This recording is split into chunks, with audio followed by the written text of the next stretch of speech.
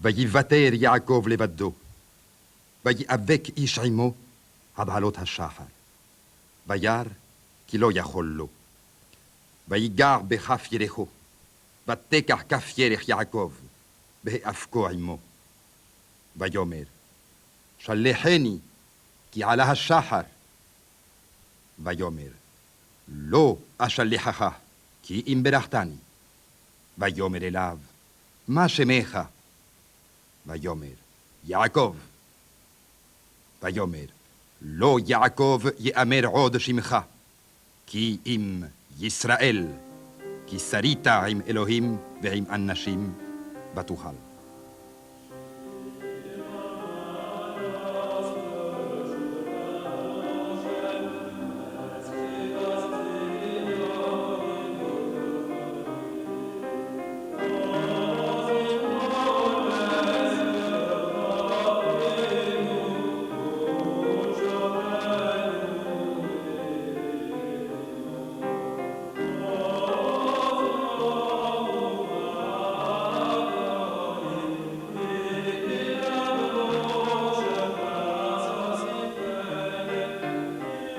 Ça, c'est le dénombrement des Juifs d'Alsace. Il a été fait avant la Révolution, d'ailleurs, à la demande de Louis XVI en 1784. Et je crois savoir que c'est à cette époque que les Juifs ont pris un patronyme, car jusque-là, ils n'en avaient pas. Il y avait plus de 120 familles de Dreyfus en 1784 et en Alsace. Car tous les Dreyfus viennent du Sundgau, c'est-à-dire de la région proche du territoire de Belfort. Dreyfus-Schmitt est arrivé très tôt, puisque il y a 4 ou 5 ans, j'ai obtenu aisément du Conseil d'État de m'autoriser légalement à m'appeler Dreyfus-Schmitt. Et j'ai produit un papier de 1896 de mon grand-père, un diplôme de franc-maçon d'ailleurs, qui porte déjà le nom de Dreyfus-Schmitt, puisqu'il avait ajouté le nom de sa femme au sien, pour distinguer précisément ces Dreyfus-Schmitt de tous les Dreyfus qu'il y avait à Belfort, car il y en avait beaucoup à Belfort même. Toute la famille de votre père vient de Fußmagne. Fußmagne depuis le XVIIe ou XVIIIe siècle, vraisemblablement le XVIIe siècle. Mon grand-père et ma grand-mère étaient donc nés à Fußmagne, habitaient Fußmagne, et au moment de la guerre de 70, Fußmagne était occupée par les Allemands, ce qui était déjà à l'époque intolérable pour mes grands-parents.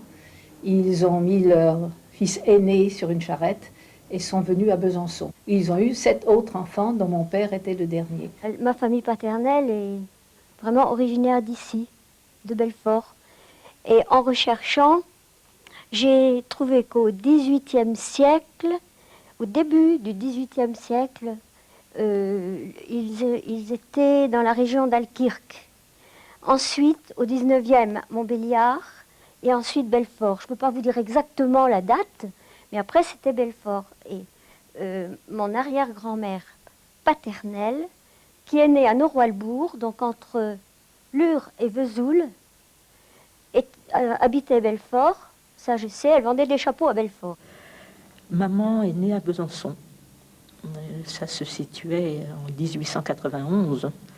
Donc, ça fait déjà un siècle de Franche-Comté. Et elle venait d'où? Elle est née, mais Elle est née à Besançon. D'où? Ses parents étales du côté de Soplebas, du côté de... je ne sais plus comment ça s'appelle. Je ne sais plus.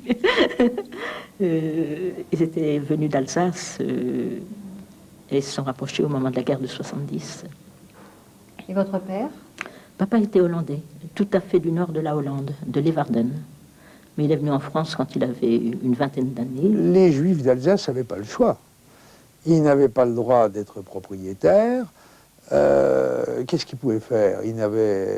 La plupart des métiers leur étaient interdits, sauf celui de l'argent, le commerce, et nécessité faisant loi, boucher ou marchand de bestiaux. Et donc, la plupart étaient sans doute, en effet, marchands. C'était le cas, visiblement, de la plupart de mes propres ancêtres. Rabbins, diable. Alors, ceux qui voulaient faire une profession libérale, ils étaient rabbins. médecins aussi. Il y en avait et il en fallait. Alors, les traditions sont continuées. Moi, mes grands-parents étaient commerçants. Mon grand-père paternel était représentant en tissu de la maison Lévy-Grunewald et Schmitt. Les épouses, en général, ne travaillaient pas, sauf une arrière-grand-mère dont j'ai appris il y a 2-3 jours qu'elle était épicière à Winsenheim. C'est peut-être parce que le mari est épicier, parce qu'elle travaillait en effet avec leur mari dans leur commerce. Mon grand-père maternel, je vous l'ai dit, je crois, était ministre officiant quand il était jeune, et puis il est devenu commerçant. Et c'est au fur et à mesure que, bon, les familles étaient nombreuses. C'était sans doute difficile à une époque où il n'y avait pas d'allocation familiale de faire suivre des études à beaucoup. Donc les professions libérales ont commencé plus tardivement. La famille n'était pas riche, mon grand-père était marchand de chevaux, et vous savez combien c'est aléatoire, les bêtes crèvent dans l'écurie, et c'est une perte sèche. Par conséquent, et puis il a eu très rapidement 8 enfants élevés, les 2 filles aînées, qui s'appelaient Célina et Aline, à l'époque c'était assez courant, se sont expatriées en Amérique pour gagner mieux leur vie et envoyer de l'argent à leurs parents pour élever les frères. Il importait que mon père, qui n'était pas le dernier aîné de la famille, gagnât quelque argent pour aider ses parents à entretenir ses frères et sœurs. C'est ainsi qu'il est entré dans une maison de modes en gros qui s'appelait la maison Jolivet. Et puis un jour, M. Jolivet l'a associé à son entreprise. Il était satisfait de ses travaux. Et c'est ainsi qu'il est devenu l'un des associés de la maison Jolivet-Laurac Frères. Mon arrière-grand-père, Henri, était un comptable qui a été un des fondateurs du bien public à Dijon. Et son frère Joseph, lui, s'est orienté vers le commerce, et particulièrement le commerce des vêtements. Il s'est marié avec Jeanne Level et ils sont venus s'installer à Fraisan, tout à côté de Besançon. Ils ont monté une petite entreprise de confection de vareuses et de pèlerines. Et un des frères, Léon, allait vendre ça dans la région avec sa voiture à cheval, la production de la maison. Je peux même vous dire, c'est une anecdote, qu'un de ses clients fidèles était Gustave Courbet et que les vareuses et les pèlerines de Courbet étaient des vêtements Veil. Et ce sont ses fils qui ont développé l'affaire, les fils de Joseph Veil, ils étaient 4. Il y avait Henri, mon grand-père, Paul, Léon, Georges. Et c'est dans les années, à la fin du siècle, 1870-1871, qu'ils sont venus à Besançon, où ils ont ouvert un magasin sur la place Labouré, qui est la place du marché actuel. Quand il est arrivé de Hollande à Paris, il a été employé dans une affaire d'import-export. Il vendait des tas de choses variées. Et je ne sais pas exactement pour quelle raison il s'est décidé à devenir fabricant. Donc de dentelle faite à la main, c'est-à-dire qu'il donnait du travail aux ouvrières, aussi bien en Bretagne, aussi bien à Luxeuil, aussi bien au Puy. Et il revendait les dentelles qui étaient faites et les objets en dentelle qui étaient faits par ses ouvrières. Et quand il est arrivé à Besançon, alors après, il a continué?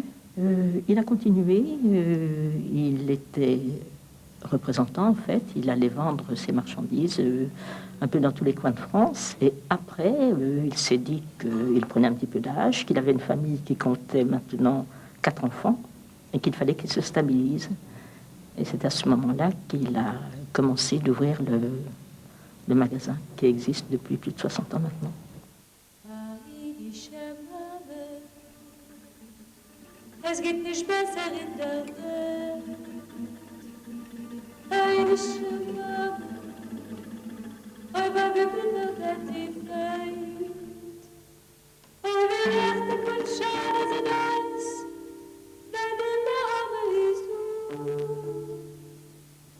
Mon père est d'origine polonaise parce qu'il est originaire des environs de Cracovie, en Pologne, qui est la partie qui correspondait au début du siècle, à l'époque de la naissance de mon père et de sa jeunesse, qui correspondait à la partie autrichienne de la Pologne. Sur le plan de l'antisémitisme, c'était quand même le secteur où il était le moins grave dans l'ensemble de la Pologne. Mon père avait 5 ou 6 frères et sœurs, mais il y avait un des frères qui avait une des boutiques, disons, en plein centre de Cracovie, de droguerie, très achalandée, et il s'appelait Maurice, et un autre frère qui s'appelait Ludwig, et qui avait une chapellerie, et qui avait aussi un commerce très prospère.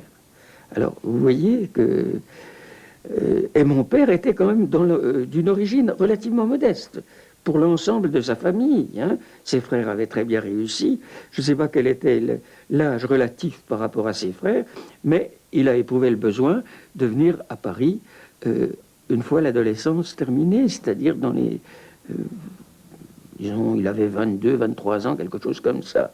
Je ne vous garantirai pas. Et il a appris le français, je pense, assez vite. Et en tout cas, moi, évidemment, ma référence est tardive, mais il parlait un français absolument sans accent. Mais absolument sans accent. Il a épousé une Polonaise, de Cracovie également. Alors le mariage s'est certainement fait en Pologne. Bon, ils se sont donc mariés en 1908 et ils sont venus s'installer à Besançon, où le frère de ma mère avait déjà monté un magasin de fourrure. Moi, je suis née à Belfort en 1926, de parents qui venaient d'Europe centrale, de la partie septentrionale, la Galicie. Mes parents habitaient une toute petite ville, je dirais presque un village, ce qu'on appelait donc en Pologne le Sztetel. Mon père est donc parti de Galicie, clandestinement bien sûr, il est parti pour la France. Donc ceci se situe en 1921. Il avait 2 enfants, c'est-à-dire mes 2 frères, les 2 frères qui me précédaient. Mon père est venu pratiquement avec un contrat, parce que sans contrat, on ne pouvait pas entrer en France à ce moment-là. Et comme mon père était ailleurs, il a été embauché par une maison de confection de Mulhouse, pour qui il travaillait donc à Belfort, parce qu'il ne pouvait pas habiter Mulhouse. Mulhouse étant considérée comme ville frontière, les étrangers n'y avaient pas le droit de résidence. Et c'est pourquoi il y avait déjà une petite communauté relativement importante à Belfort de gens venus de Pologne et de l'ancien empire austro-hongrois. Donc mon père a travaillé pendant plus de 20 ans pour cette maison de confection de Mulhouse jusqu'à la guerre. Et tout ce que vous savez sur votre famille, vous le savez par qui alors? En fait, c'est tout par la voie orale, hein, ce qu'ont raconté les uns et les autres. Donc, en fait, mes parents et mes grands-parents. Et votre grand-père dont vous parlez, vous parliez beaucoup avec lui? Je peux pas dire qu'on parle beaucoup, mais enfin bon, par exemple, lui lit chaque semaine un journal yiddish. Bon, je sens que ça a une grande importance pour lui, donc c'est sûr que quand on discute de ça, on discute aussi un petit peu de sa jeunesse, puisqu'en fait, le yiddish pour lui, c'est ça, sa jeunesse. Lui, il est arrivé, il avait quel âge? Il doit avoir une 20aine d'années. Ah donc il parle le yiddish. Il parle le yiddish, oui. Et c'est le père de votre... De mon père. De votre père. Et votre père le parle aussi? Il ne le parle pas, il le comprend seulement. Et vous? Ouais, pas du tout. Nous n'avons pas senti cette différence. En tout cas, mes parents n'en parlaient pas.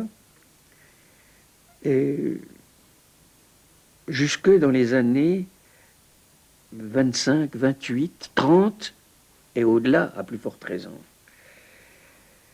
Parce que finalement, il y avait quelques familles d'origine étrangère comme nous, mais on était un peu noyés dans la masse aussi, parce que la grande majorité des Juifs de la communauté de Besançon, ils venaient d'Alsace. Mais quand il y a eu un afflux de Juifs d'Europe centrale, eh bien là, il s'est fait une espèce de coupure quand même. Hein. Pas, disons pas avec une hostilité tout à fait apparente, disons, mais une arrière-pensée, et toujours cette idée que, comme on parlait d'antisémitisme déjà à ce moment-là, plus que dans les années 20,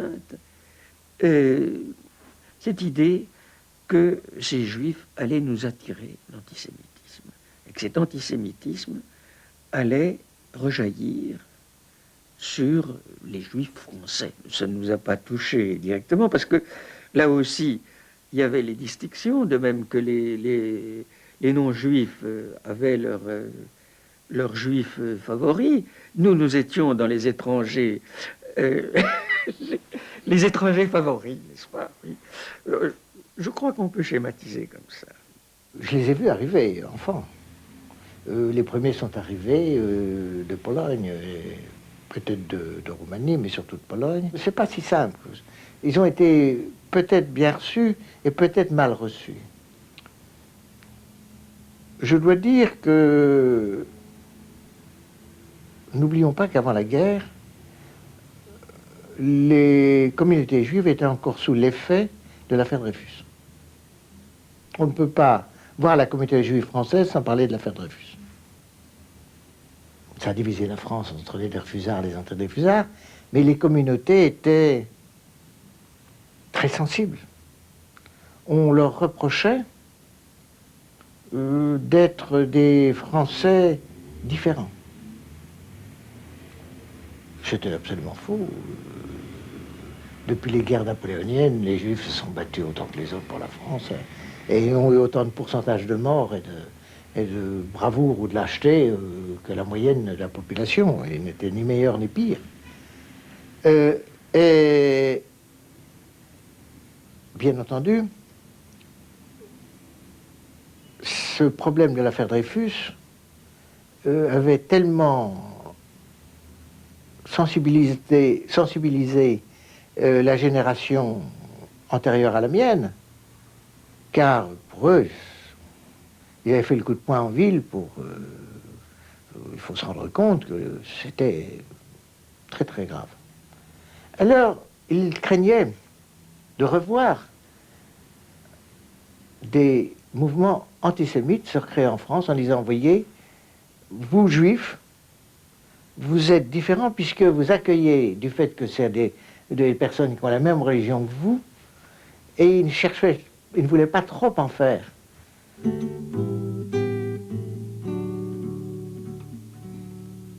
Alta, alta es la luna cuando empieza a esclarecer y hermosa sin ventura. Et ça, c'est quoi? Alors là, c'est Constantine. Ça, c'est la ville, oui. Le cimetière juif, l'entrée, puis la tombe de mon père, ici. Quand vous êtes retourné? Oui, en 84. La ville de Constantine, on l'appelait la Jérusalem d'Algérie. Il y avait 20 000 juifs au départ et 40 000 en 62. Ils étaient tous ils avaient des petites boutiques, très très petites boutiques. Mes deux grands-pères étaient négociants, les deux. Négociants en quoi? L'un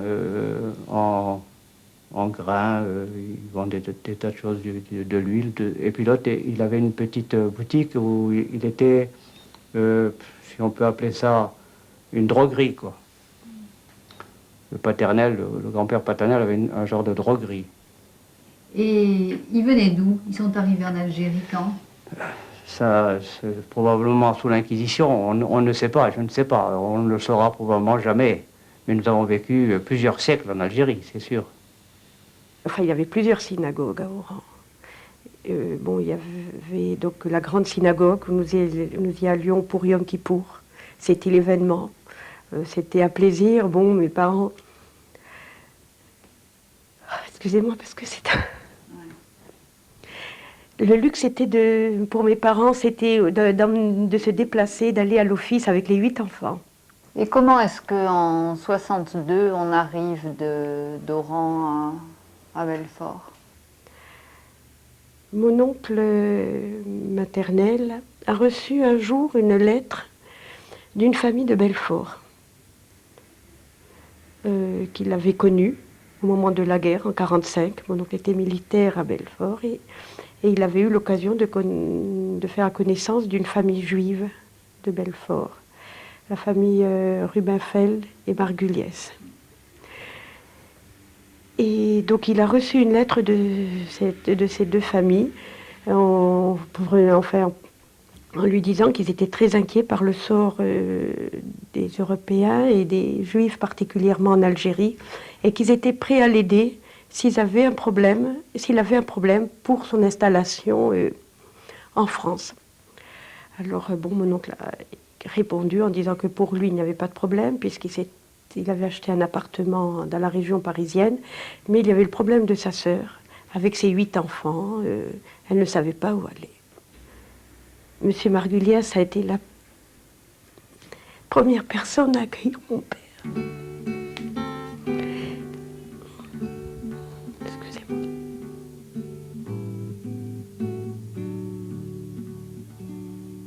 Los ojos ya se me hincharon de tanto mirar al mar. Vapores ya van y vienen, letras para mí no hay. Vapores ya. Je suis parti en 62, en juin 62, après les vacances. J'ai passé mes vacances juillet-août à Montpellier. Ma mère avait loué un appartement. Et ensuite, j'ai été nommé dans le Doubs, à Branne,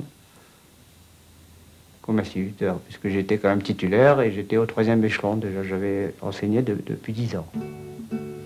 Et comment ça se passe quand on arrive d'Afrique du Nord Quand on arrive d'Afrique du Nord, je suis venu monter en scooter parce que je savais qu'à Branne, j'avais pris des renseignements à la poste qu'il n'y avait pas d'hôtel, il n'y avait pas de restaurant, il n'y avait rien. J'avais un appartement de fonction au-dessus de l'école, de 5 pièces, mais il n'y avait rien. J'ai dormi par terre comme dans l'armée. Ça ne me changeait pas beaucoup, puisque j'avais dormi pendant 28 mois dans les rochers et dans la neige, je pouvais dormir par terre sur une couverture. C'est ce que j'ai fait pendant 1 mois et demi. Quand on est arrivé, la communauté juive de Besançon disparaissait, quoi. Il y a eu l'Holocauste qui était passé avant, et des familles ont été décimées, il y avait très peu. Il y avait une toute petite communauté à Besançon. Et en 63-64, nous étions, les pieds noirs étaient, les séfarades étaient en majorité. Et maintenant, nous sommes en majorité à Besançon. La communauté juive de Besançon, ashkénaze ou française d'origine, est très minoritaire, très petite. Et est-ce que vous pensez que les séfarades ont été accueillis de la même façon que les Polonais? C'était un peu différent. C'était différent. Alors là, il y avait une différence dans le rite. Alors on a voulu les réunir aussi, mais c'est difficile. C'est difficile. Oui. Ça n'a pas réussi. Et pour beaucoup de choses, ils n'assistent pas toujours. Ça fait un peu une différence quand même. Dans un foyer, lorsqu'il y a mariage, c'est le père qui va transmettre les coutumes. C'est le père qui transmettra à l'enfant les coutumes. Et même l'épouse prendra les coutumes du mari. Donc vous avez les coutumes ashkénazes? J'ai les coutumes ashkénazes. Mais j'ai été dans des écoles séfarades. J'ai mon épouse aussi qui est séfarade, qui a pris aussi les coutumes ashkénazes. Mais ça ne crée aucun problème. Et je pense l'essentiel est la loi. Les coutumes sont souvent secondaires, se situent autour de certains types, quelquefois même de prières. Mais l'essentiel est de se conformer à la loi.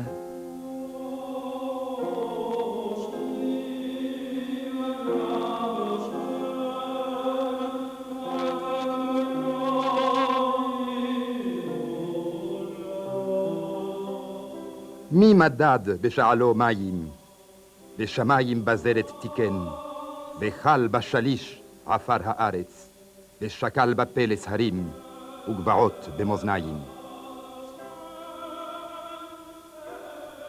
Mon souvenir le plus intense de foi était celui de ma grand-mère, la mère de mon père, qui elle était alors profondément religieuse et qui suivait tout à fait les rites, Mais je n'ai pas attrapé, si vous voulez, l'âme de la religion à travers ma grand-mère. Au cours des années, je crois peut-être au moment de ma communion, de ma bar mitzvah, que j'ai reconnu, grâce au rabbin Pruner, qui était le rabbin de l'époque, j'ai reconnu une vraie foi que je conserve encore aujourd'hui, qui est une foi intense. Qu'est-ce que c'est qu'une foi intense? C'est quelque chose qui vous pénètre complètement et qui vous fait penser que c'est l'absolue vérité. Je crois absolument en lui, je crois qu'il est là à tout moment. Quand il y a une chose qui se produit, j'ai l'impression qu'il est derrière, surtout dans les choses heureuses d'ailleurs. Chez mes grands-parents, très, très pratiquants. Maman aussi, avant la guerre, oui. Chez nous, on mangeait cachère, tout était bien rituel, enfin. Et les fêtes étaient vraiment très, très bien observées. Bon, ensuite, il y a eu la guerre. On n'a pas tout lâché, mais on a été bien évidemment obligés de faire des concessions. Bon, et puis après la guerre, on continue, disons qu'on est traditionnaliste. On n'est pas des gens orthodoxes, hein, pas du tout. Par contre, ma fille est orthodoxe. Et je me suis toujours demandé quelle mouche l'avait piquée. Mais ça arrive dans bien des familles à l'heure actuelle. Les jeunes reviennent à un judaïsme très orthodoxe. Et qu'est-ce que ça veut dire que votre Ils fille sont est très, orthodoxe? très pratiquants. Ouh là là, ils font tout à la lettre. Bon, ils ont deux vaisselles, des vaisselles de Pâques. Bon, ils font très attention à la composition des aliments. Enfin, c'est vraiment très, très, très strict. Alors que je dois dire que nous, on n'y fait pas tellement attention. Mes fils sont très libéraux et ne sont pas plus pratiquants que ma femme ou que moi. Leurs femmes sont, elles, peut-être plus exigeantes et plus pratiquantes et plus respectueuses de la tradition, sans pour autant tomber dans un fondamentalisme ou dans un formalisme qui nous étonnerait. Elles respectent certaines fêtes, mais sans plus. Il n'y a pas chez mes enfants ni chez mes petits-enfants de pratique du judaïsme tel que le pratique du traditionnaliste. Mes parents eux-mêmes étaient pratiquants, mais pas outre mesure, quoi. C'est-à-dire que nous, à la maison, nous mangeons cachère. Il y arrivait, bon, de travailler le samedi. Son métier le voulait. Mais donc nous étions, oui, disons, pratiquants. Vers 17-18 ans, j'ai eu le besoin d'étudier pour différentes raisons. D'abord parce que j'étais avec des amis au lycée qui allaient régulièrement à la synagogue. Donc, qui m'ont un peu entraîné à aller aux offices. Et dès qu'on est dans une synagogue, puisque tout se fait en hébreu, on a besoin de savoir lire, de le comprendre. Chose que je ne possède pas encore très bien, malgré le temps qui s'est écoulé. Par contre, la lecture, là, j'ai fait de très gros progrès. On allait aussi, ses amis, ils fréquentaient des mouvements juifs sur Marseille, donc là aussi, je m'y suis intégré. Et puis j'avais une raison tout à fait personnelle, je trouvais que je réussissais très bien, que tout allait bien, et je pensais que tout n'était peut-être pas dû au hasard, et ça a un peu développé ce sens religieux que j'ai gardé depuis. Et comme je vous l'ai dit, il y a 613 commandements, Laurent en connaît 2, 3, 4, et on essaye de tous les connaître et d'en appliquer le maximum, quoi. Ce qui fait que, comme cela, on arrive à devenir un religieux orthodoxe, si on peut appliquer ce qualificatif. On a dû vous poser la question 50 fois. Est-ce que c'est pas finalement difficile, dans un pays comme le nôtre, d'essayer d'appliquer ces 613 commandements le maximum? Est-ce qu'on n'est pas en permanence décalé? Alors, je répondrai déjà d'une façon indépendante de la situation, de l'environnement dans lequel on est. Ouais. L'environnement économique, l'environnement citadin. Je réponds déjà au niveau religieux. Là, on a 613 commandements, on ne peut pas tous les appliquer parce que beaucoup sont réservés à la Terre Sainte, à Jérusalem, au temps du Temple, bon, qui n'est plus, malheureusement. Donc voilà déjà une partie qui nous est interdite. Et par contre, la deuxième, celle qui fait suite au milieu social dans lequel nous sommes, là c'est un choix.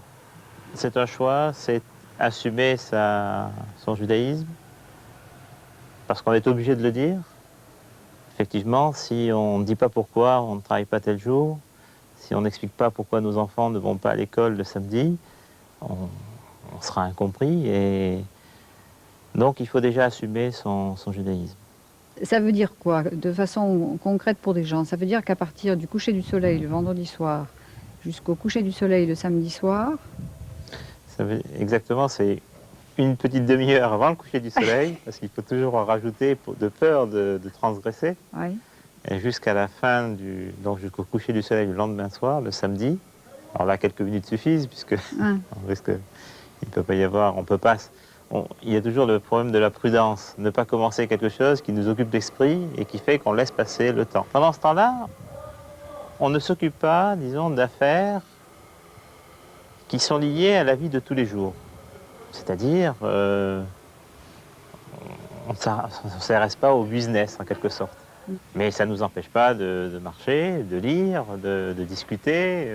Bien sûr, on va à la synagogue parce qu'il y a ce jour-là un peu plus de prières que d'habitude. On fait ce qu'on appelle un moussaf, une prière supplémentaire pour le samedi. Mais en réalité, la longueur de la prière pourrait être aussi courte que les autres jours de la semaine. La seule chose, c'est comme on n'est pas pressé par le temps pour aller travailler, ben on chante un peu plus, on prend le temps de faire une belle prière. Ce qui est interdit le samedi, c'est de faire comme les autres jours de la semaine. Et ce qui est interdit aussi, c'est de créer quelque chose. Quand on prend la description de la création de la Terre, du monde, hein, on nous dit il y a eu 6 jours. Le premier jour, on a créé ceci, le deuxième jour, cela. Et le 7e jour, Dieu a vu son travail et s'est reposé. Donc on voit et on nous dit juste après, du moins le texte explique, tu te souviendras du Shabbat, donc du 7e jour, et tu le respecteras en ne travaillant pas. Alors, premièrement, la notion du Shabbat était perçue très différemment avant la guerre qu'aujourd'hui. Le Shabbat existait, mais on avait une notion, en vérité, à part, et à ma connaissance, il n'y en avait pas avant-guerre, tous les Juifs travaillaient le Shabbat. Qui est au contraire à la loi écrite, je suis d'accord. Deutéronome, pour moi, le Shabbat, c'est le Shabbat, mais ça n'a pas le même sens absolu que certains religieux veulent bien le garder. Et qui est dans les textes. Mais ces mêmes textes, l'appliquent-ils à la lettre? Sur ce point, je suis très relatif. On se dit être dans une société laïque, et donc en fait, on ne devrait pas avoir à vivre avec aucune religion. Et en fait, bon, il se trouve que les jours fériés du calendrier civil sont en fait des fêtes religieuses. Et donc c'est vrai que pour nous, par exemple, pour respecter nos jours fériés, ça pose des problèmes automatiquement, parce que bon, c'est pas un jour férié, donc on est obligé. Bon, je sais que pour moi, ça me posait toujours un problème de manquer les cours. C'est toujours une inquiétude. Et quelles sont les fêtes que vous respectiez chez vous? Bon, c'était avant tout, je dirais, les grandes fêtes. Il y avait Rosh Hashanah, qui correspond au Nouvel An, Yom Kippour, le jour du Grand Pardon, donc la fête des Lumières, Hanouka, qui tombe à peu près en même temps que Noël, la Pâque juive.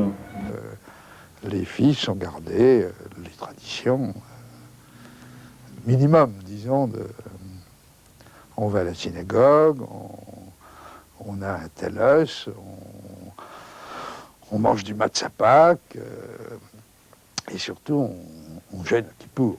Moi, j'ai toujours été élevé dans l'idée que mes parents n'étaient pas croyants. Moi, j'ai fait ma bar mitzvah, mes frères aussi.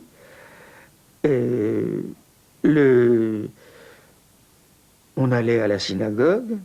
Je suis allé jusqu'à l'âge de 14 ou 15 ans, bon, pour les offices principaux. Je vais vous donner un signe quand même précis. Je n'ai jamais vu mes parents jeûner pour Kippour. Alors ça, c'est clair. Hein. Parce que Kippour, à aujourd'hui, est vraiment la fête que je respecte totalement. Ça, je ne me souviens pas une seule année ne pas avoir passé ou la journée ou une partie de la journée, en tout cas, à la synagogue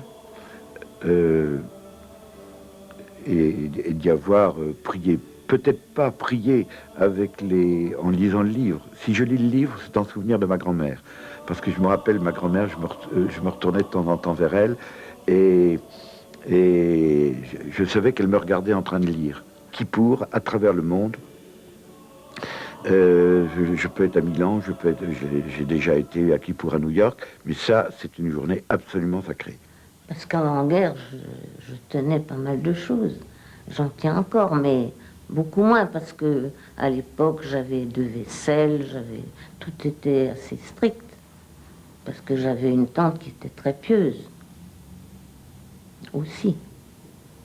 Mais depuis la guerre, on a été tellement habitués à avoir beaucoup moins de vaisselle. Enfin. Je ne veux pas dire que ce soit moins important. On fait toujours encore une différence, c'est vrai, mais peut-être un peu moins stricte qu'avant. On a simplifié beaucoup de choses. Ça n'enlève pas la foi. Finalement, il faut de la vaisselle pour la viande et de la vaisselle pour pour le lait. Le lait, hein, c'est ça. C'est-à-dire pour les aliments carnés et les aliments lactés. Lactés, voilà. Et ces 2 vaisselles n'ont pas le droit d'être mélangées. Tu ne feras pas cuire l'agneau dans le lait de sa mère. Le chevreau, oui. C'est le chevreau. Oui. D'ailleurs, pas tous les animaux aussi sont autorisés.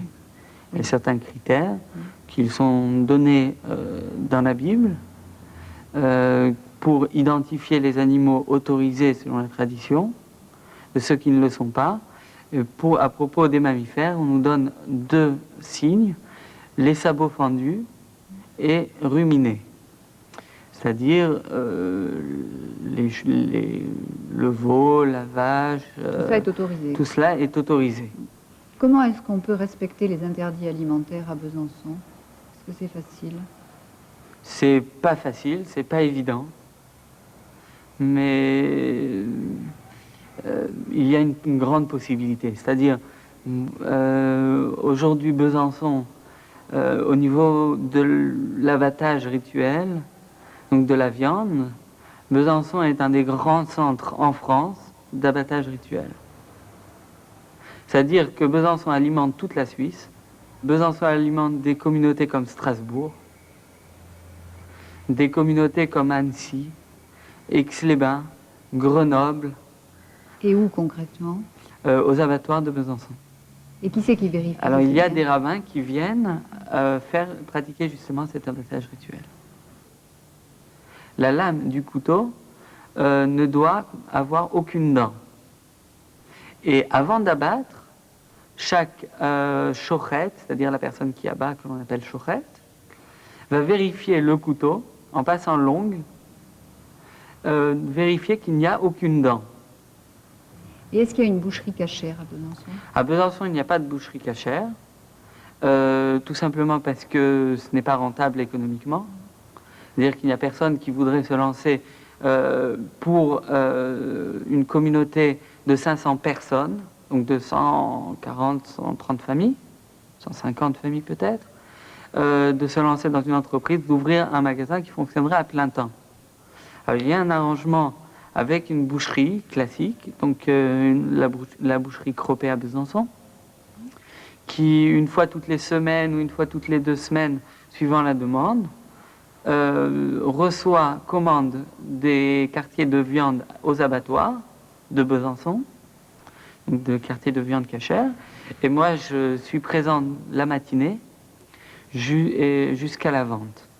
Suivant les Écritures, hein, on y fait toujours référence, on ne pouvait tuer en Israël que dans le lieu du temple.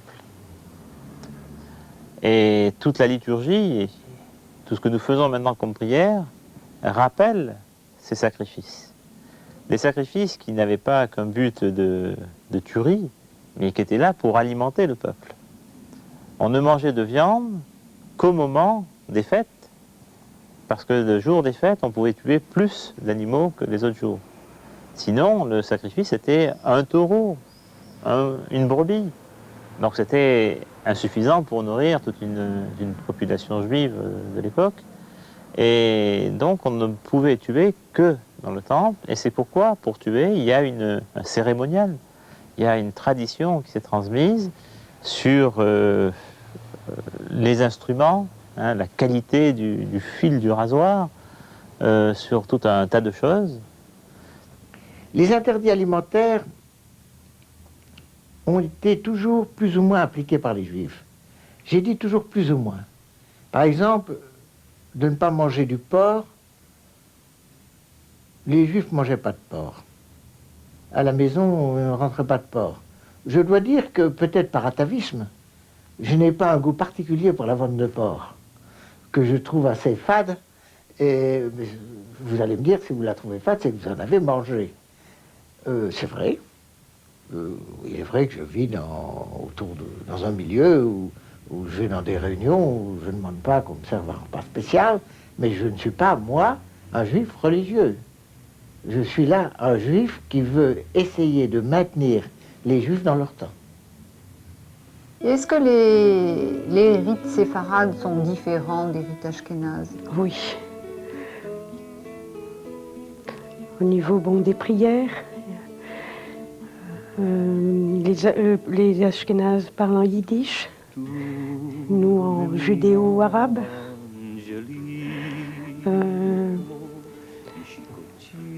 Au niveau peut-être de certaines coutumes, au niveau de certaines spécialités, au niveau culinaire.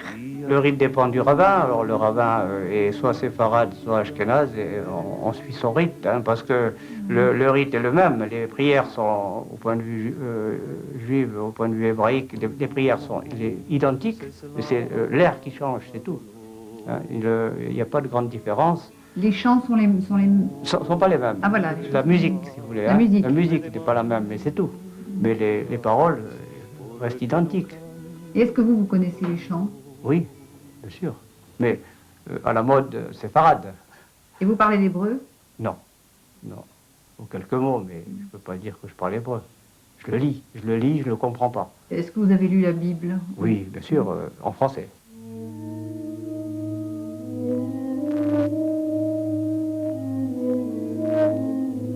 היוודע בחושך פלאיך, וצדקתך בארץ נשייה.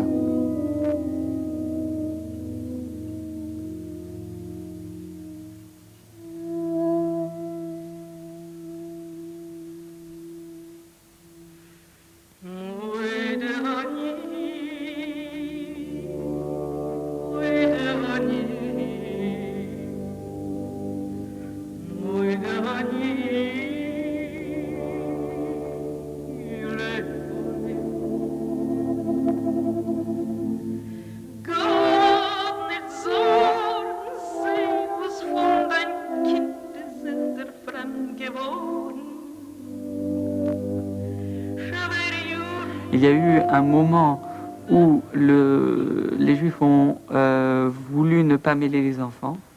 C'est-à-dire les personnes qui ont vécu ces atrocités n'ont pas voulu mêler les jeunes enfants. Mais aujourd'hui, on n'a plus le droit de faire ça.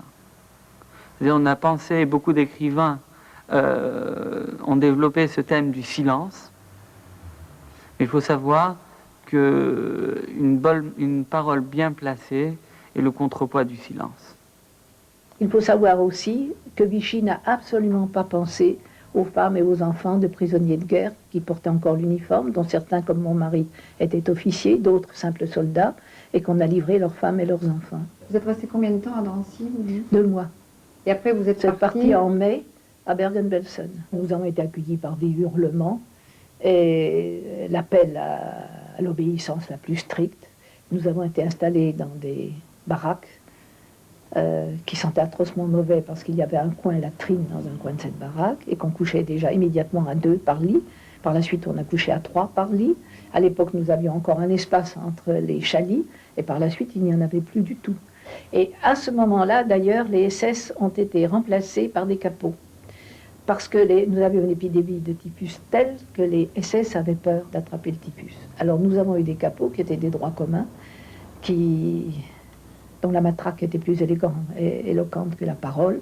Et c'était un régime un peu de terreur. Et comment se comporte un enfant qui a cet âge-là? Il a peur. Il a peur, parce que normalement, j'aurais dû partir travailler à 5 heures du matin et rentrer à 10 heures du soir, après les alertes quasi quotidiennes. Et j'ai réussi à me faire nommer gardienne d'enfants. Et j'avais plus de 40 enfants sous ma garde. Je n'ai jamais eu de compétence particulière pour m'occuper d'enfants. Que n'aurais-je pas fait pour rester près du mien? Et vous êtes revenu alors Alors, le retour a été dramatique. Nous sommes montés dans ce train qui a erré pendant 14 jours à travers les lignes. J'étais assis sur un sac à peine plus grand que le vôtre avec mon fils, assise par terre, dans les déjections que vous imaginez. Tout le monde était malade pendant 14 jours et 14 nuits, sans nourriture et sans boisson surtout. Tant et si bien, j'ai essayé de manger des feuilles d'iris, mais ça n'est pas comestible. J'ai bu de l'eau dont on a dit par la suite, de l'eau d'étang dont on a dit qu'on venait d'y jeter les cadavres du train, ça n'a pas réussi à me dégoûter. Et j'avais du sel avec moi, et je mangeais du sel, ce qui est tout à fait contraire aux gens qui font de l'œdème, parce que j'avais un œdème terrible, j'avais un ventre énorme, j'avais des jambes comme des poteaux, j'aurais jamais pu enlever mes chaussures parce que je n'aurais jamais pu les remettre, et tout ça dans une atmosphère de cris, de nervosité intense, jusqu'au jour où, à 5 heures du matin, 14 jours plus tard, le 23 avril 1945, le train a été croisé par des Cosaques à cheval. Ce sont des Cosaques qui nous ont libérés. C'est le seul souvenir qu'est mon fils, au fond. Ça l'a beaucoup frappé, ces Cosaques. Quel âge il avait en avril 1945 Il allait avoir 6 ans le 11 juin. Il avait 4 ans et demi lorsque nous avons été arrêtés. Il n'a pas de souvenir. Il ne veut pas, il fait une impasse. Il était dans un état de nervosité épouvantable. Il était incapable de rester assis, il tournait autour de la table sans arrêt. Mon mari, qui revenait après ces années de captivité, était aussi très fatigué et le supportait mal. Les premiers mois ont été difficiles.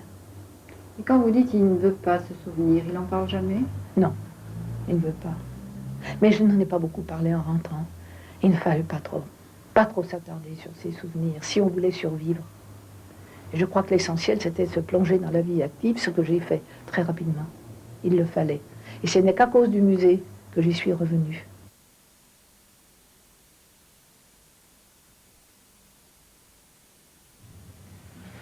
La communauté juive de Besançon a perdu à peu près 50% de sa population à la guerre.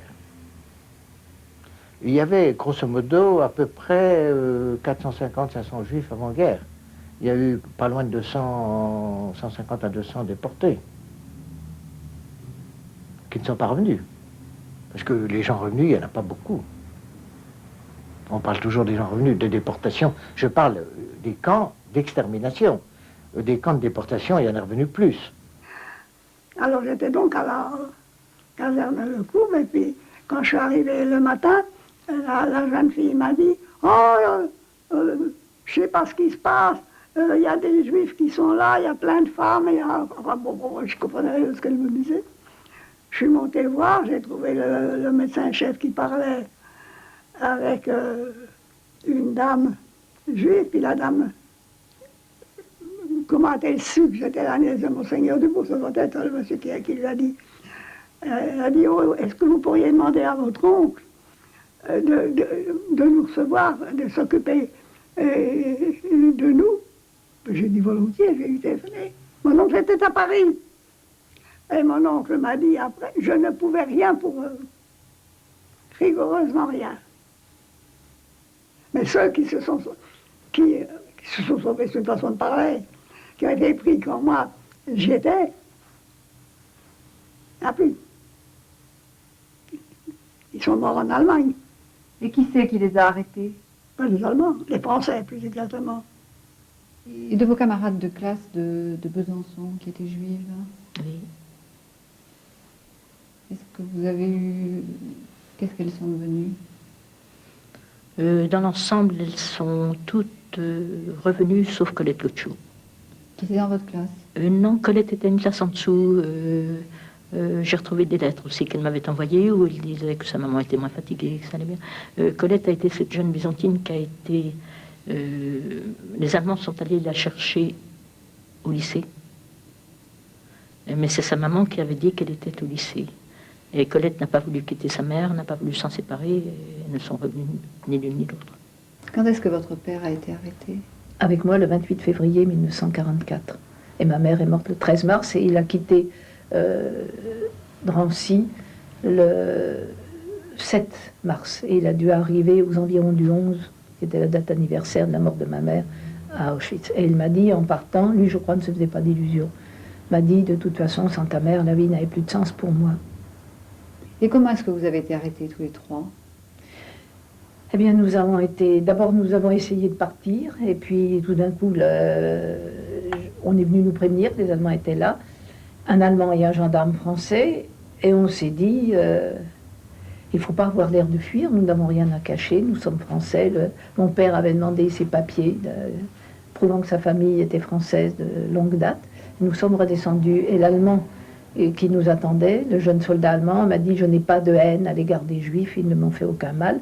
Mais le gendarme français était tout à fait conscient de sa mission. Quant au sous-préfet de Château-Chinon, qui avait recueilli nos déclarations, au moment où on est allé chercher les étoiles juives contre un point textile, un ou deux points textiles, nous avait dit à mon père, qui avait fait faire ses papiers montrant l'ancienneté de sa famille en France, de toujours, on ne peut pas remonter ailleurs que dans la région de Fußmagne, et elle avait dit « Votre famille a bien mérité de la patrie ». C'est avec ce viatique que mon père est parti à Auschwitz. C'est-à-dire l'arrestation de mon frère, qui a été arrêté en février 1941, a été arrêté par les Allemands en représailles je crois, de la mort d'un officier allemand à Plancher-les-Mines. Donc les Allemands ont arrêté une quinzaine de Juifs dans la communauté, comme ça, pris au hasard, et c'était comme par hasard des jeunes qui ont été internés à la prison de la Butte à Besançon, et ils ont donc été déportés un mois après au camp de Compiègne, et quelque temps après nous avons reçu une petite lettre griffonnée au crayon, et qui était en provenance.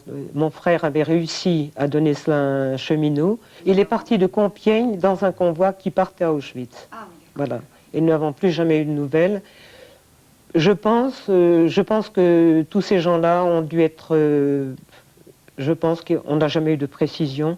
On pense qu'ils ont dû participer à l'élaboration des fours crématoires, très certainement. Pardon, je disais 41, c'était 42, madame, je m'en excuse. Tout ça s'est passé en 1942. Et lui, il avait quel âge? Mon frère avait 19 ans. Et mon frère nous avait griffonné un petit mot en nous disant « Sauvez-vous, c'est l'enfer, on n'en sort pas vivant. Mais j'essaierai de me sauver, c'est tout. » Il y a des fois où on se dit il y a eu trop de morts pour qu'on laisse tout tomber, ce serait un peu les injurier. Et, bon, mais je crois que c'est aussi un besoin, c'est ses racines, c'est notre histoire. Un jour, ma sœur aînée a eu besoin d'une carte d'identité. Je crois de la faire renouveler. Et elle est allée au commissariat de la Croix-Rousse. Et le commissaire lui a demandé si elle était juive. Elle a dit oui. Et il lui a dit non, vous n'êtes pas juive. Eliane a dit si, je suis juive. Il lui a dit non, vous n'êtes pas juive. Elle disait si, je suis juive. Il a dit non, vous n'êtes pas juive. Donc, il a fait en sorte qu'elle n'ait pas le tampon. Elle n'avait pas compris non plus, on était très naïfs. Mon oncle était un ancien combattant, avait été blessé de guerre, avait des médailles variées.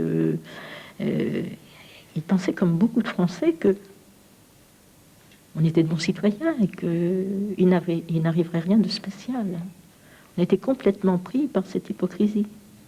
Et ce tampon, quand même, ça n'a pas un peu inquiété Ah ben, le tampon, il suffisait qu'on soit dans la rue, qu'il y ait une rafle et qu'il y ait le tampon juif. Et à ce moment-là, on avait toutes les chances d'être pris. Oui, donc dans les familles, on ne s'est pas rendu compte que quand même... Absolument pas, absolument pas. Bête, naïf, discipliné, stupide. On nous a fait refaire nos papiers d'identité.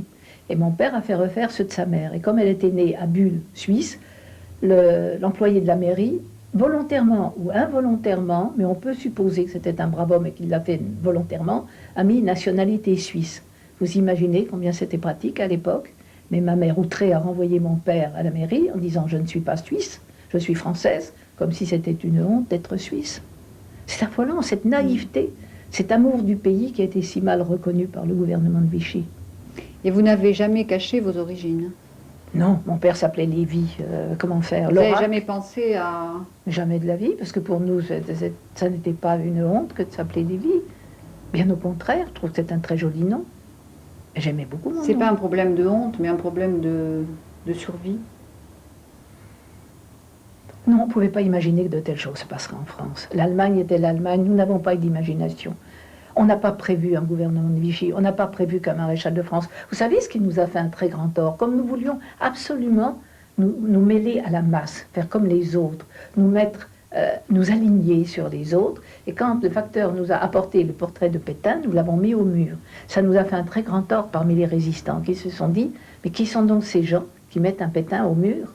Et je crois que nous aurions eu un secours que nous n'avons pas su susciter avec la photo de ce Pétain. Mais tout à l'heure, vous disiez quelque chose qui m'avait beaucoup frappé, c'était sur le respect des lois, sur le respect de... Évidemment.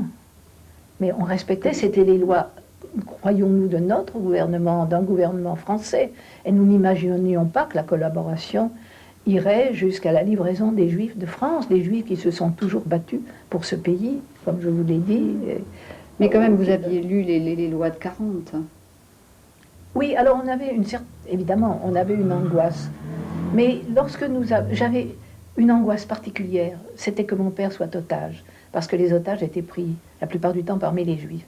Et ça me causait une frayeur sans nom. Et lorsque nous avons été arrêtés, j'aimais autant que mon père soit dans un camp que pris comme otage. L'un n'aurait pas empêché l'autre, d'ailleurs, c'était une profonde naïveté. Et jamais je n'ai supposé une seule seconde que nous pourrions être contraints à quitter la France, ce pays auquel nous appartenions, et qu'un gouvernement français nous livrerait à l'occupant. Ça ne m'a pas effleuré une seconde.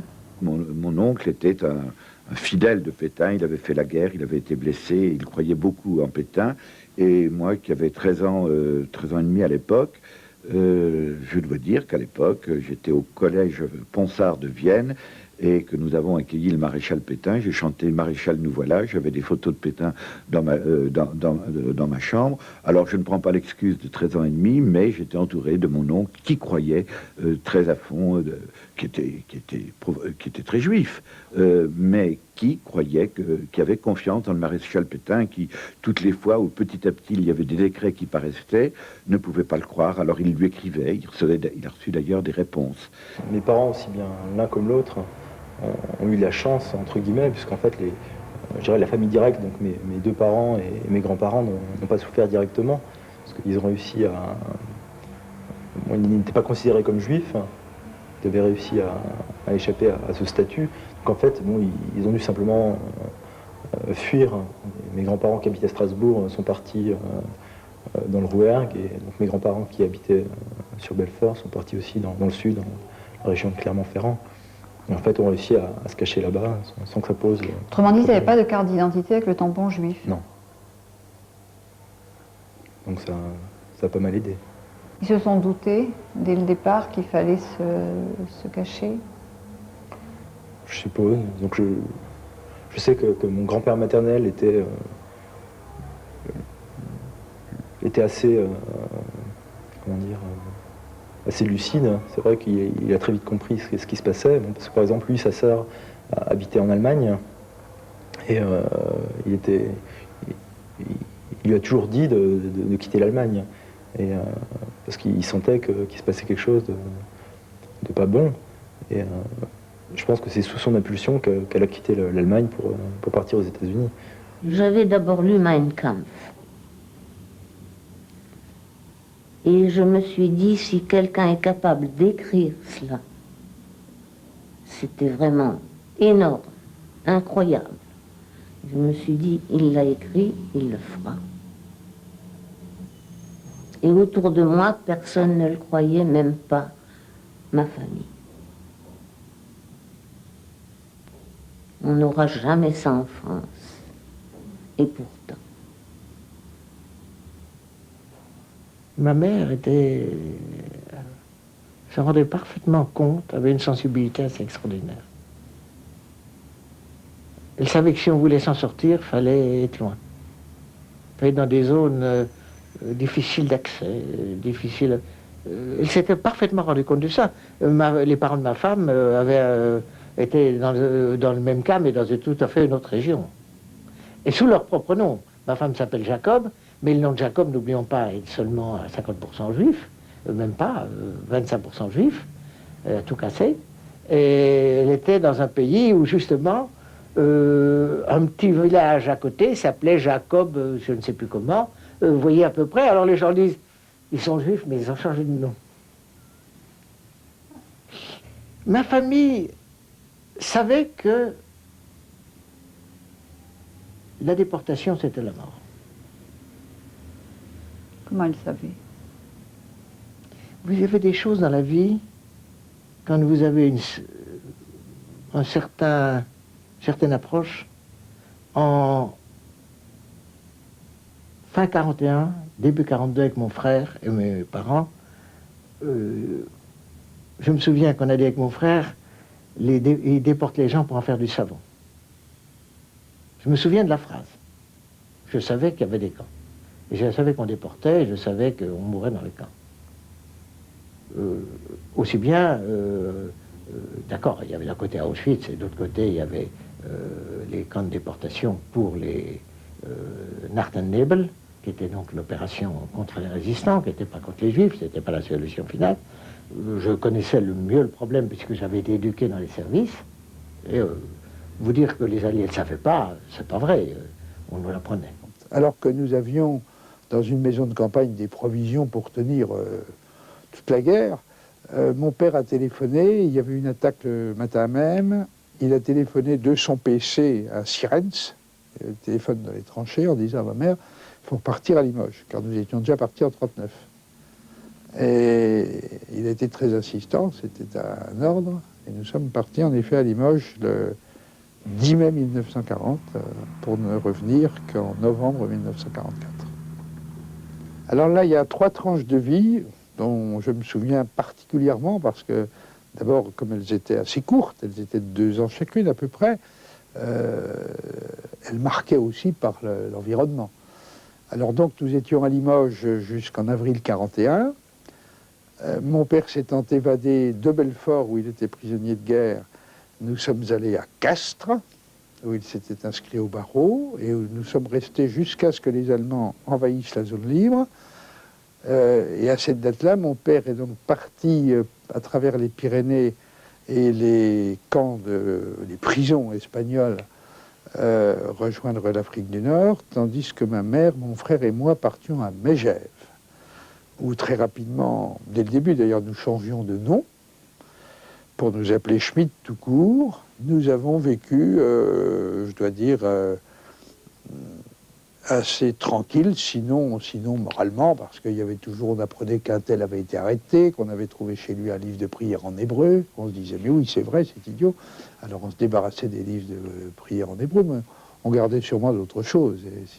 À Megève, nous sommes arrivés avec, ma mère devait avoir le livret de famille d'une bouchère qui s'appelait Madame Moquet, qui lui avait donné sa carte d'identité, enfin, mais ça ne suffisait pas, la ressemblance n'était pas évidente entre ma mère et Madame Moquet. Et donc au début, nous étions dans une maison d'enfants, dont la directrice était la sœur d'une Belfortaine et la cliente de mon père.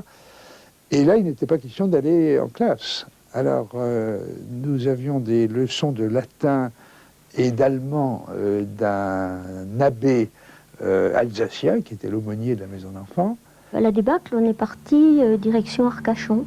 Il fallait aller à l'école. Au moins mon frère et moi, les 2 aînés, parce que l'autre était beaucoup plus jeune. Et on était à Béziers. On a été à Béziers, de 40 à 42. Et pourquoi Béziers? Comme ça. Il n'y avait rien de spécial. Hein. Je ne sais pas pourquoi mes parents ont choisi ça. On connaissait personne. Sinon, des gens réfugiés comme nous. Pendant 1 an, mon frère et moi, on n'a pas pu aller à l'école. Et moi, je commençais vraiment... je tenais plus. Alors, ce qu'on a fait, on s'est inscrit par correspondance avec Clermont-Ferrand, la faculté de Clermont. Et mon frère et moi, on a préparé nos bacs comme ça. Moi, je préparais le 2e. Et mon frère, le 1er. On allait prendre des leçons chez un prêtre qui habitait dans un village à 4 ou 5 kilomètres de là. Il nous donnait des cours à mon frère français, moi philo. Et puis on allait prendre des leçons à 17 kilomètres, là c'était quand même plus loin, chez un professeur réfugié du Nord qui faisait la partie scientifique, mathématiques et sciences. Et on était inscrits pour passer notre bac à la session. Et ces gens-là savaient que vous étiez juif ou... Oui, absolument. Vous êtes arrivé à Lyon en 40? Fin septembre 40, oui. Nous nous sommes trouvés à un moment 12, dans 2 pièces et une cuisine. Plus un coin WC avec lavabo et peut-être une petite baignoire, je ne me rappelle pas. Enfin, nous étions 12, avec un petit enfant qui devait avoir 7 mois à peu près, que son papa promenait toutes les nuits dans le couloir parce qu'il ne voulait pas que ça dérange tous les autres, que ça les empêche de dormir. C'était tous de la même famille? Oui. Oncle, tante, tout ça. Voilà, c'est ça.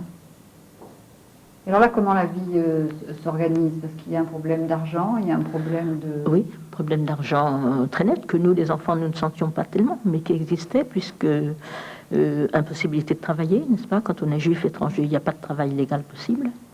Donc, il fallait que ce soit du travail illégal. Il fallait... le travail que faisait papa, c'est ce que faisait un certain nombre de personnes, être l'intermédiaire entre des gens qui avaient à vendre des tissus, puisqu'on était à Lyon, et des gens qui avaient à en acheter. Et comment est-ce qu'on occupe ces journées quand finalement on n'a pas de travail, pas tellement de relations? On fait quoi? Je faisais pas grand-chose, je lisais quand même, hein. Je lisais. Oui. Les gens se demandaient un peu ce que je faisais, mais on disait que c'était pour se mettre à l'abri des Allemands. C'est une chose qui, sans autre précision, avait cours quand même à l'époque, disons. Alors, bien entendu, j'ai été maintenu sous les drapeaux. Peu de temps, mais enfin, tout de même assez longtemps, presque 1 an, ce qui m'a fait 3 ans de service. J'ai été démobilisé. Et pendant le temps que j'étais de service, j'étais pas bien vu parce que j'étais gaulliste et je le disais, à Riom, aux portes de Vichy, dans le régiment de la protection du maréchal. Vous voyez à peu près dans quel état je me trouvais. Mais en fait, on ne me disait pas grand-chose. On me laissait faire, on me laissait écouter la voix de l'Amérique. Puis, bien entendu, j'ai gagné l'Espagne, puis l'Afrique du Nord, l'Angleterre. Enfin, j'ai pu, grâce à mes parents, faire des études à l'école internationale de Genève, avec Edmond Rothschild d'ailleurs, puisque nous avions le même âge. Et puis là, tout de suite, nous avons eu cette conscience déjà qu'il fallait que, malgré notre âge, on avait 16 ans, qu'il fallait... c'est bête peut-être, mais on a été acheter tous les deux, Edmond et moi, des casques et des fusils au marché aux puces. Et puis le soir... on se traînait dans la boue, on jouait à la petite gare. On avait 16 ans déjà, mais on avait envie de partir. Edmond disait, j'ai un bateau à voile qui est dans une crique, etc. On faisait des projets. Ça n'était pas très sérieux parce que c'était impossible. Les choses se passent bêtement. Je m'étais fait voler un vélo et pour le rembourser, j'ai été travailler dans ce qui était le consulat de France, qui était dirigé par Jean Laloy. Et là, j'ai travaillé pour la première fois dans l'ambiance de la représentation du général de Gaulle à Genève. Ce n'était pas le consulat, c'était la représentation. Et là, alors, j'ai vraiment senti la vie. Je suis devenu adulte. Quand j'ai eu fini de payer le vélo, je suis resté comme adjoint. J'ai participé à ces contacts, aussi bien avec Alger qu'avec la Résistance. Puis à ce moment-là, une anecdote, il y a le silence de la mer de Vercors, qui est arrivé en Suisse donc c'était en 1943, et qui a été publié, je me rappelle, dans une édition de grand luxe à Lausanne, la Table Ronde, je crois que ça s'appelait. Je l'ai lu. J'étais absolument, je pourrais vous réciter par cœur une grande partie du Silence de la mer. Et là, vraiment, ça, c'était un autre élément essentiel dans l'avancée. Ce contact extraordinaire entre l'allemand et la fille et le pasteur, c'était... Et je me suis dit, c'est pas pensable que on s'en serve pour gagner de l'argent et qu'il n'y ait que les gens qui peuvent payer ce livre très cher. Je le vois encore, cette édition. Et là, j'étais donc à l'école internationale et je m'occupais d'activités et j'ai tapé tout le Silence de la mer avec un doigt sur la machine de secrétariat. Le soir, j'avais eu l'autorisation et puis je l'ai polycopié avec l'aide d'un camarade. Je l'ai polycopié, je crois qu'on est arrivé à plus de 3000 exemplaires, dont une partie ont été distribués en Suisse, mais dont la plus grande partie passait en France. Puis est arrivé le deuxième bac. Et alors, depuis un moment, je demandais à mes parents, en 44, et en juillet 44, je demandais à mes parents d'aller en France. J'en parlais avec Jean Laloy également. Et puis mes parents m'ont dit, si tu as ton bac. Et quand j'ai eu mon bac, j'ai dit, j'ai mon bac, je pars. Dès 1940, le commissaire national des éclaireurs israélites de France, Robert Gamzon, a monté à Lautrec un chantier rural. Quelle attitude avait le régime de Vichy vis-à-vis du mouvement des éclaireurs israélites de France? Au début, je pense qu'on avait un certain nombre de facilités du fait que le mouvement des éclaireurs israélites de France faisait partie du scoutisme français et avait des accointances avec Vichy, étant donné que le scoutisme était reconnu par Vichy. Et on a eu au départ quelques facilités de ce côté-là. Mais ça s'est très rapidement détérioré, surtout à partir du moment où la zone du Sud a été occupée entièrement par les Allemands. Il y avait d'autres centres agricoles dans la région. Il y avait encore un centre artisanal à Moissac, qui était très important. Il y avait de nombreux garçons et filles qui y apprenaient un métier. Et ceci a subsisté jusqu'à l'été 1943, où le mouvement des éclaireurs israélites de France, devant une situation menaçante, a décidé la dispersion de toutes ces œuvres. Les plus jeunes ont été cachés chez des paysans ou dans ces institutions religieuses ou laïques, et les plus âgés ont été incités à gagner la résistance. Nous sommes vraiment très facilement intégrés dans cette région. Nous avons eu des contacts un peu différents lorsque moi-même j'ai passé de l'autre côté de la vallée. L'autre côté de la vallée était catholique. Mais nous avions également de très bonnes relations, peut-être pas aussi étroites. Il ne faut pas oublier que dans toutes les maisons protestantes, dans la salle commune, la Bible était sur la table. D'ailleurs, nous avions comme habitude, du moins au maquis de la Cadeau, au petit déjeuner, nous commencions toujours par une lecture. Et ensuite intervenait évidemment tout le programme sportif et militaire. Comment peut-on manger cachère dans un maquis? Cela posait évidemment des problèmes.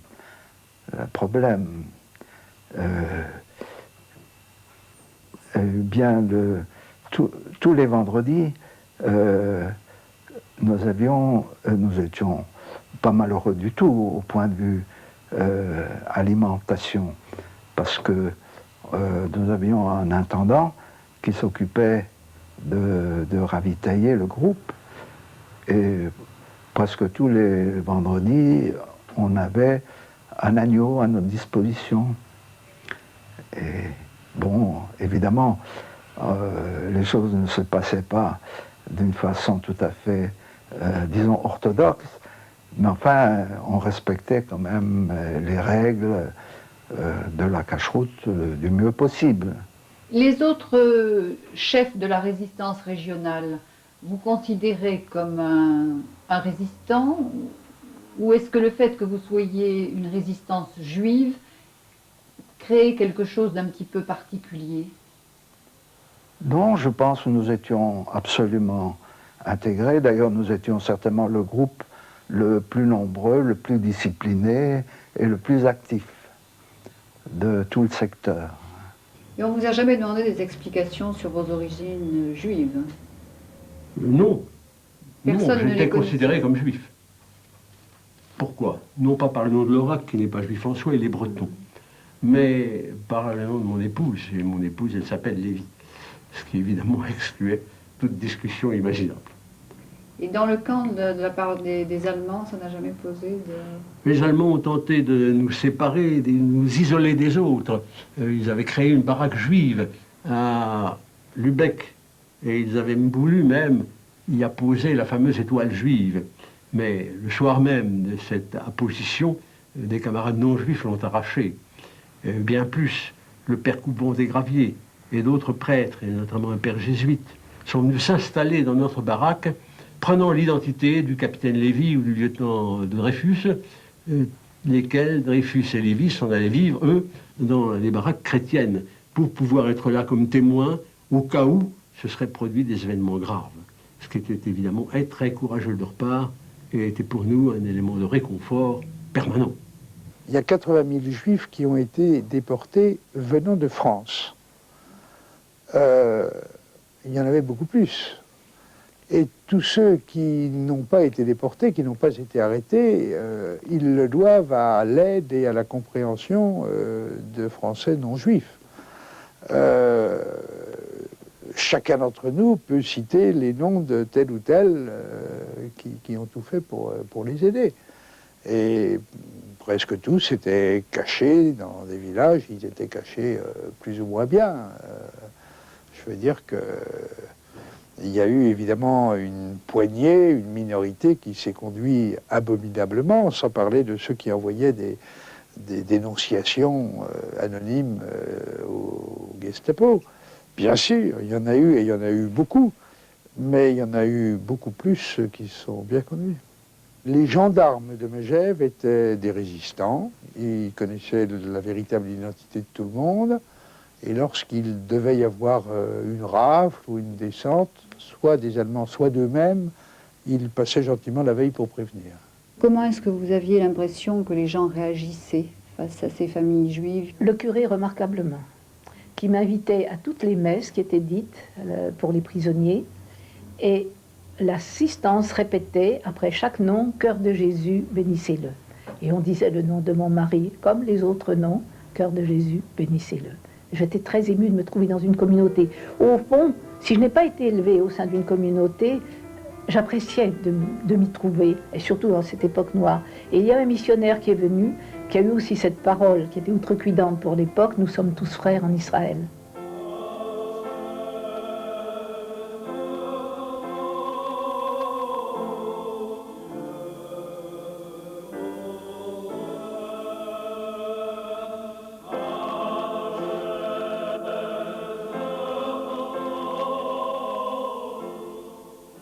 Comment est-ce que vous expliquez que finalement, il peut y avoir des gens qui ne pratiquent pas ou plus la religion juive, mais qui continuent d'avoir un sentiment très fort d'appartenir à la communauté juive? C'est une bonne question, mais c'est une grande question. Et l'explication, elle tient à une certaine fidélité, un certain respect du passé, qui fait qu'on ne veut pas rompre la chaîne. Moi, c'est l'histoire du peuple juif que je trouve absolument passionnante et tellement originale que je ne voudrais pas qu'elle disparaisse. Nous venons de la nuit des temps et nous nous posons la question de savoir comment et surtout pourquoi.